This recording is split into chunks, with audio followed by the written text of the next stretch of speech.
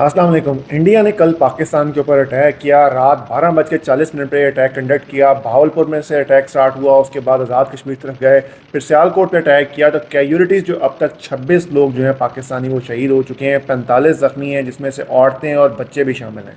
मसाजिद के ऊपर अटैक किया गया और जब ये अटैक लॉन्च किया गया उसके बाद एक बहुत ज़बरदस्त किस्म की लड़ाई हुई पाकिस्तान की और इंडिया की, जहाँ पे 100 जहाज जहाज जो थे, फाइटर जेट्स जो थे, ऑलमोस्ट इन्वॉल्व थे। 70 इंडिया की तरफ से और 27 पाकिस्तान की तरफ से, और जिन्होंने 27 ने ये ऑपरेशन में हिस्सा लिया उसमें से पाकिस्तान के J-10C जो चाइना ने पाकिस्तान को दिए और F-16 पाकिस्तान की तरफ से, इन्होंने इस फाइट में हिस्सा लिया। और ये घंटा तकरीबन वॉर चली है मुजफ्फराबाद आज़ाद कश्मीर की तरफ। और पाकिस्तान ने उस दौरान 5 जो है इंडियन फाइटर जेट्स जो है मार गिराए। और ये बियॉन्ड विजुअल जो रेंज है वो BVR टेक्नोलॉजी इस्तेमाल की मिसाइल्स की, जिसकी बेसिस के ऊपर पाकिस्तान ने ये किया। और इस टाइम जो रफ़ाल वाले हैं, जिसके ऊपर मोदी साहब जो है अपने आप को बहुत ज़्यादा वो घमंड करते थे कि उनको लगता था कि रफ़ाल आ जाएगा तो पता नहीं क्या हो जाएगा, पाकिस्तान ने उनका ये बयानिया दफन कर दिया है। और पाकिस्तान ने 3 रफ़ाल जेट इंडिया के SU-30 और एक MiG-29 और एक मिराज की बातें भी की जा रही हैं कि वो भी इनका डाउन हुआ है। और इंडिया मीडिया जिस टाइम क्लेम कर रहा है वो कह रहे हैं जी टेक्निकल वजूहत की बिना के ऊपर 3 उन्होंने माने कि 3 जो हैं उनके फाइटर जेट्स डाउन हुए हैं। अब वॉर की सूरत हाल है, वॉर हो रहा है और उसके बाद आपके जो फ्लाइंग कॉफिन्स हैं वो खुद ब खुद गिर जाए। एक गिरते चलो समझ में आता है, 3 जहाज वो खुद मार रहे हैं, गिरे हैं। और इंडिया के मीडिया वाले भी सवाल उठा रहे हैं कि भाई खुदा खौफी करो, झूठ इतना बोलो जितना समझ भी आ जाए, जितना माना भी जाए। पाकिस्तान ने जी इस टाइम इसको शदीद किस्म का नुकसान पहुंचाया इंडियन एयरफोर्स को, और पाकिस्तान ने 27 जहाज़ों के साथ 70 का मुकाबला किया और पाकिस्तान ने 5 जहाज़ जो है मार गिराए।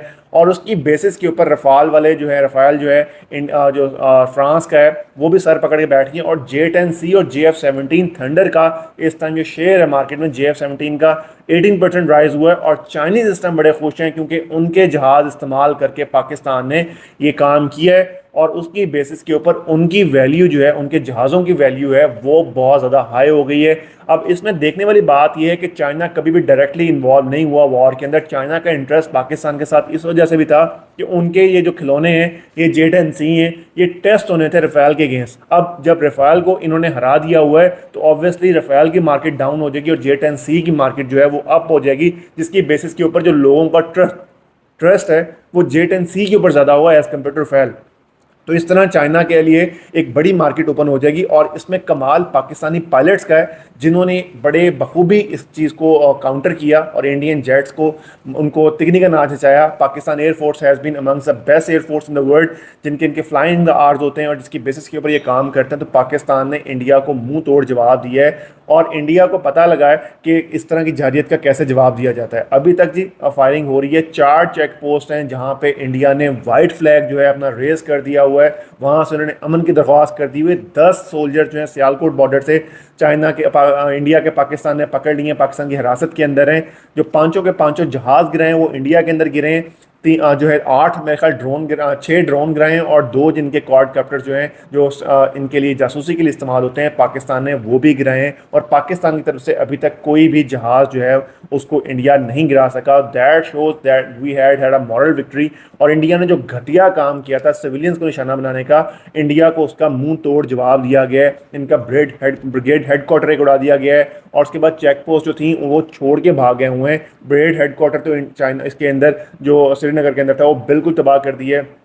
और इंडिया ने पाकिस्तान का जो नीलम झेलम प्रोजेक्ट है उसके ऊपर अटैक किया। जब उसके ऊपर अटैक किया तो पाकिस्तान ने स्ट्रेट फॉरवर्डली इनको बता दिया कि if you dare do so anything और पाकिस्तान के नुकसान पहुंचा तो आपके डैम्स भी हमारे निशाने पे कोई डैम आपका नहीं बचेगा। तो पाकिस्तान ने मुंह तोड़ जवाब दिया है, पाकिस्तान की आर्मी ने मुंह तोड़ जवाब दिया है इंडिया की इस जारियत का। और मेरे ख्याल से अभी कम रिस्पांस आया, जिस तरह हमारे DGSPR ने बताया कि हमने सिर्फ 5 गिराए, हम 10 और मजीद गिरा सकते थे लेकिन हमने एस्केलेट नहीं किया, हमने उतना ही रखा जितना ये बर्दाश्त कर सकें। 10 जहाज़ जो है पाकिस्तान एयरफोर्स मजीद गिरा सकती थी इनके। तो दैट शोज कि इस मॉरल विक्ट्री के ऊपर पाकिस्तान ने किस तरह किया है। और इंडिया को हर जगह से चपेड़ें पड़ रही हैं।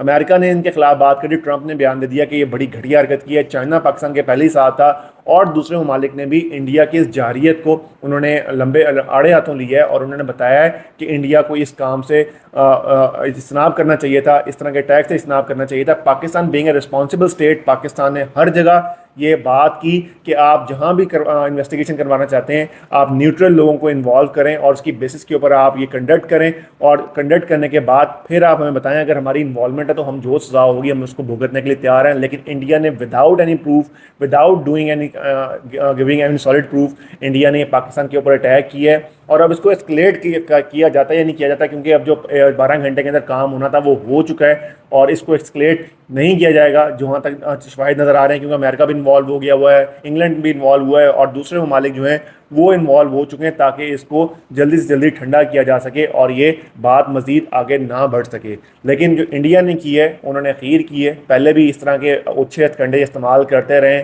RSS के 100 साल की तकरीब होने वाली है, सितंबर में होनी है, उससे पहले मोदी को एक ट्रॉफी चाहिए थी।